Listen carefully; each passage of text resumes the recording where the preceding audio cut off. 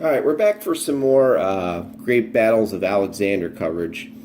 This is the Battle of Erigon Valley, and I'm about half a turn in.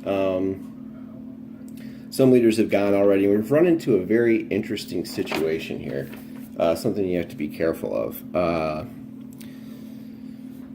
The Illyrians attempted to break the left flank of the Macedonians, and Grabos got very greedy and charged in with his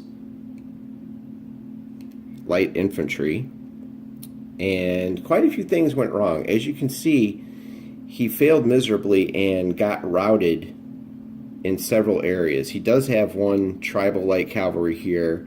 Some hits were issued to the Macedonian left peltasts. But the big thing here is that two of his units are routing, as you can see.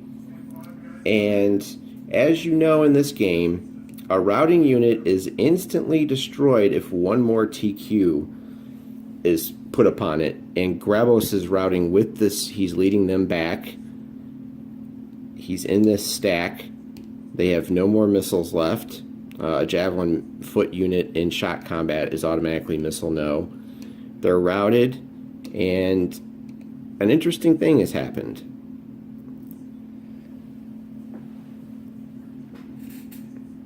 Parmenion just took his turn and did all the damage. As you can see, these units have moved. Parmenion has made his trump roll. Now, or his momentum roll, I should say. Now, he has momentum, and as you know, a unit that moves takes a TQ hit. This unit has two.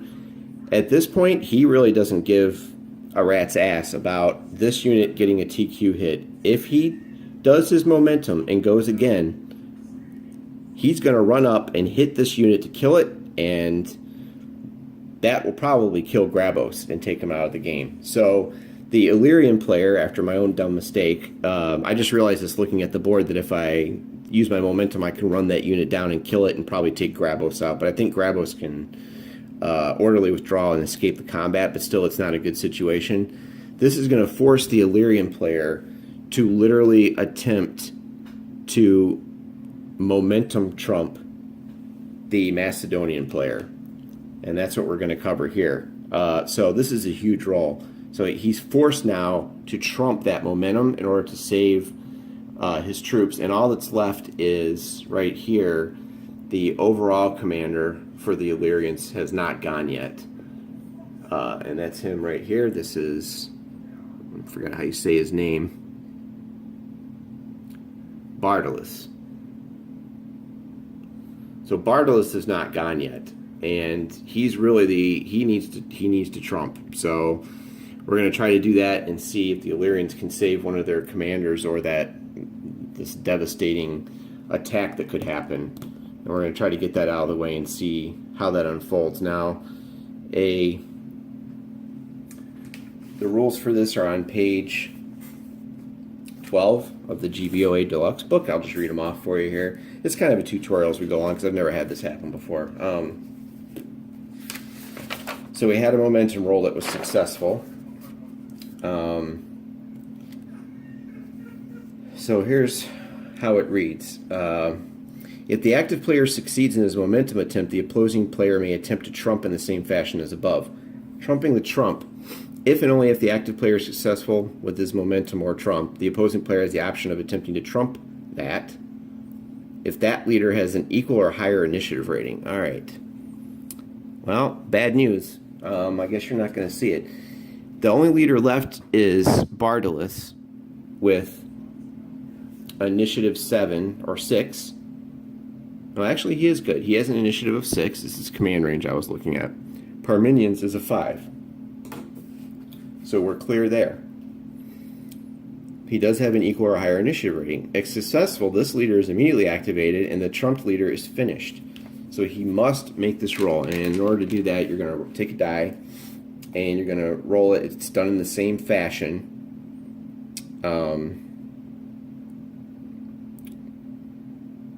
As the momentum roll is. And how that's done is you roll a die, you compare it to the leader's initiative rating, and if it's the same or less, you have trumped. Now you have to be careful because there's some other rolls. Well, let's roll and see what happens. So this is Bardus attempting to trump Parmenion. Philip still gets to go, by the way. So, all right, here we go. The roll is a 3. Bardus has momentum trumped it. The active player succeeds in momentum attempt. He may trump in the same fashion. So Parmenion is automatically finished. He was going to have another go at it. And Bardus is now our active leader. And that leaves 2 leaders left. And those are Bardus and King Philip II. Philip II has not had a chance to go yet. There's a little bit of activity on this wing. But Philip II is, by all standards, pretty awesome. So when he goes, there's going to be a lot hurt. He has 12 command range and a 6 initiative. So now Bardus gets to go to try to shore up that unit and maybe move up and protect. He's going to be forced now to engage the Illyrian right flank and move them forward to protect Grabus's escape. So we'll be right back, and I'll execute the orders, and then we'll see what happens.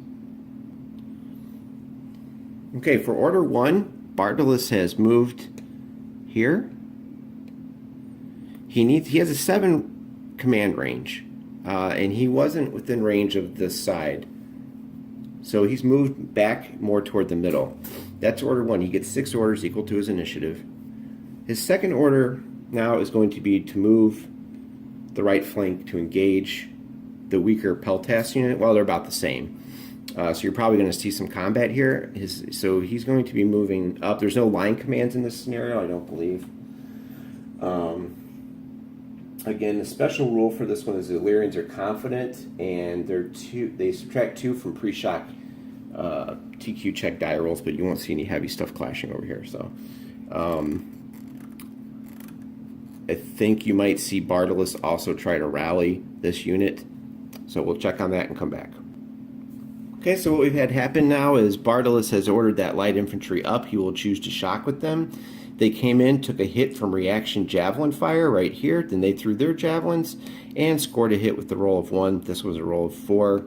So now the mercenary Macedonian light Peltas unit has 3 hits out of 5. The tribal light infantry took a hit, and it has 1 hit out of 5. And that was his second order. So he's down to 4 orders. He has 4 orders left. And now he may actually be able to save today. So Bardus will now attempt to rally the routed unit here. So let's take a peek. 1, 2, 3, 4, 5, 6. Now, I'm not sure this is going to be a legal attempt to rally. Let's look up the rally rules because we may have a problem with the fact that they're within... Oh, actually, they're not within range. Javelins have a range of 1. So let's look at that rule real quick. Now, for rally, you'll want to go to your 5th edition rulebook, page 35, and let's just look it over.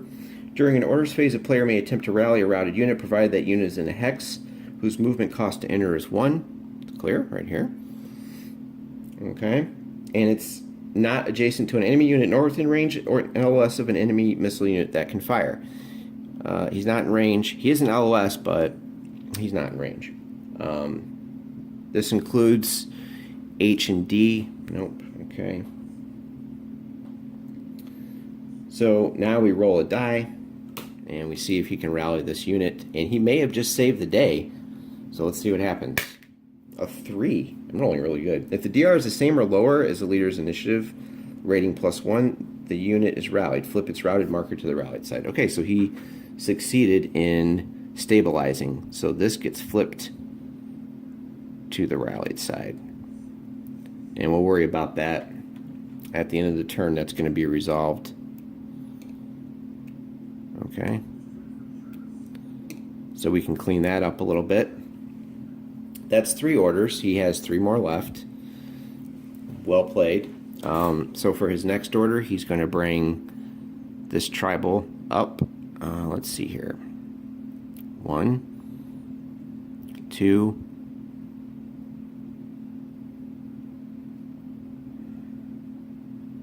3, 4, and 5. He chooses to shock, but first we have to resolve missile fire. Okay, archers, the missile fire for the reaction, the reaction fire for entering the zone of control is resolved first. There's a 0. That's a hit. I can't believe how much I'm hitting with these. That's a hit here. Now he shoots back. That's a 5, and that's a hit.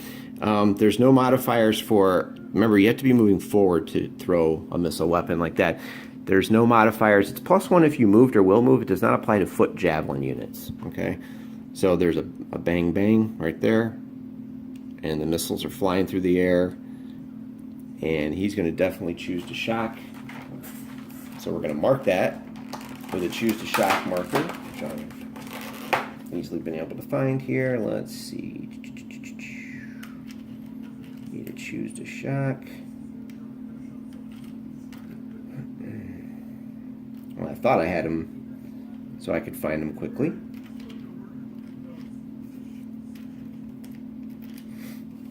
Sometimes the best laid plans. Okay, now he's got 2 orders left. So he's going to bring up, and he's got to be careful here. He doesn't want to split this up. So 1, 2. That unit moved, so it's flipped over. And we have the javelin throws. The reaction fire, Macedonian fire. Oh, there's a 7. No, that's not. That's my first bad roll with that. Unadjusted DR of 7 represents, okay, missile low.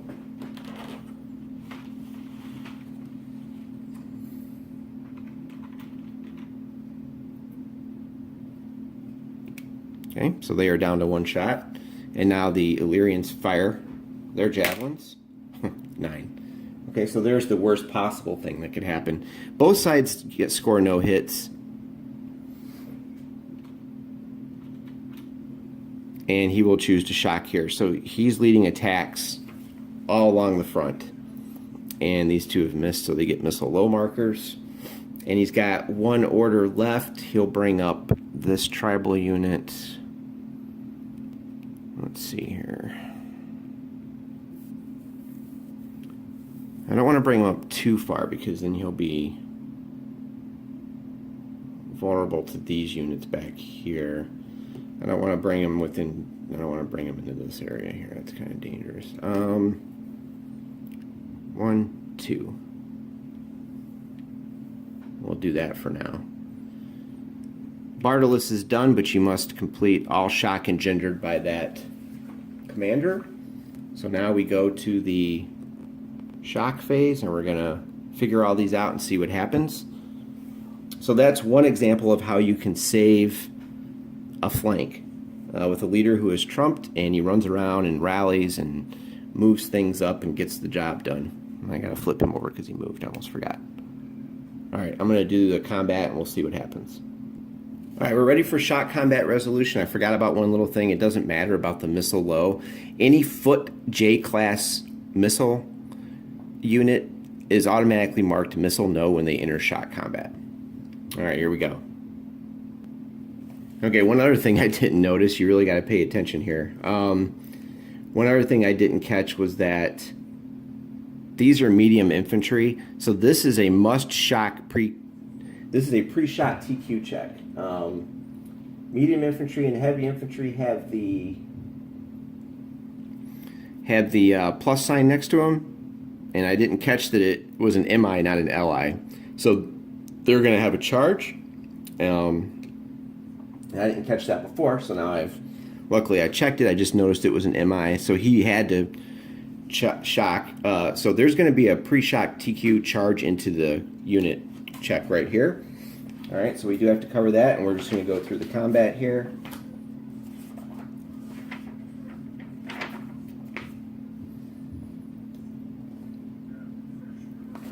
Units that attack by shock must attack all units in their ZOC. All right, shock resolution. Charging units and defenders undergo the pre-shock TQ. All right, the charge. All units with a shock must check TQ marker and their targets undergo a pre-shock TQ check. Attacking units and their defenders without those markers do not undergo this. The following units do not make a pre-shock TQ check. Any unit attacking a skirmisher, any unit attacking a routed unit, phalanxes and heavy infantry that are attacked by light infantry, and some chariots. Alright, so how you do this is you roll a die for each unit. Here we go. The MI failed, the Peltas succeeded.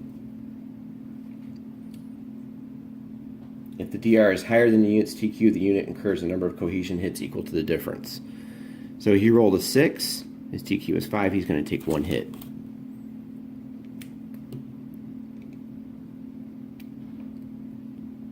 And he cleared it.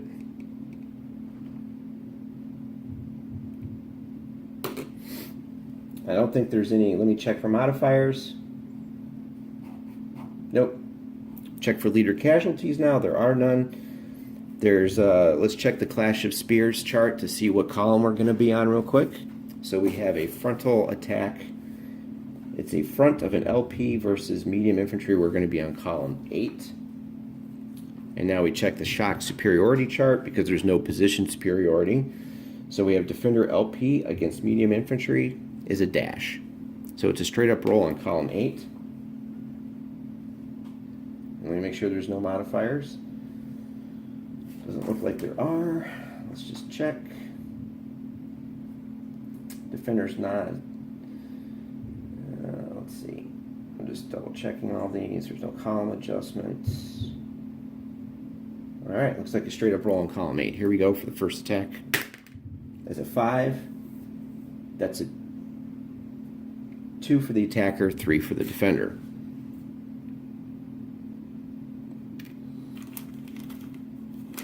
Alright.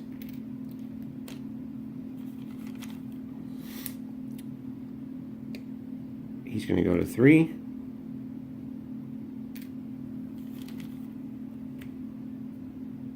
And he's going to go to 3.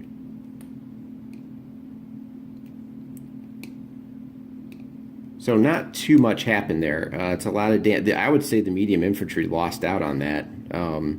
You're going up against the light Peltas, and you come out of there without doing serious amounts of damage. Very interesting. All right, so that's that combat. I'm going to go ahead and just do all the rest of them off camera and show you the results. So the arrows here represents everything that Bardus did to save this flank, including shifting over, rallying, and moving the infantry up to fight. Okay, so here we had a 2-3 result, and when you're 1 below your TQ, you roll again. They cleared it, so actually healed a cohesion hit.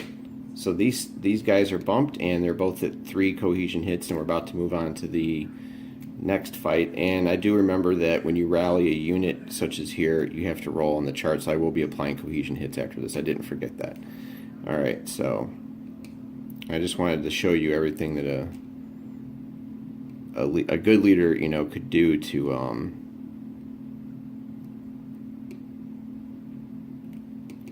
rally aside there. So they're still good, and now we have one more combat to do here, and we could see some sort of a rout going on because he's already at 3 and he's only at 1. So I'll take care of that off camera, and then we'll see what happens. Okay, so the last combat here we see on this side was a 2-3 result. He went to 3 cohesion hits, and he went up to 6. So this Macedonian unit will be routing. Now, the interesting thing that could happen here is he could in turn around and route right back into this Illyrian unit, which routed earlier. But units will, when they route, they'll go straight back toward their board edge, which is more in this direction. So I think you'll be able to miss it. But 2 routed units are going to pass right by each other. All right, so this unit's going to route. We'll do that, and I'll show you the final map here. Okay, and here's the aftermath. The Macedonian unit routes right past the Illyrian unit here, and they're, hey, what's up? right past each other. The Illyrian light infantry unit does its advance after combat, goes into the hex. He's got 3 hits. Okay. And the only thing I have left to do is, for this rally, you have to roll and see how many cohesion hits you tack on to it. And you use the rally table for that. So let me do that real quick. You'll be using the rally table right here, the printed TQ with the die roll. Okay, the printed TQ is 5. Die roll is 2. 5 and a 2 is 2 cohesion hits. So this unit is rallied with 2 cohesion hits. And he's turned around. He comes back into the battle, beat up, but it's a huge save for Bardus. And that is Bardus' complete activation.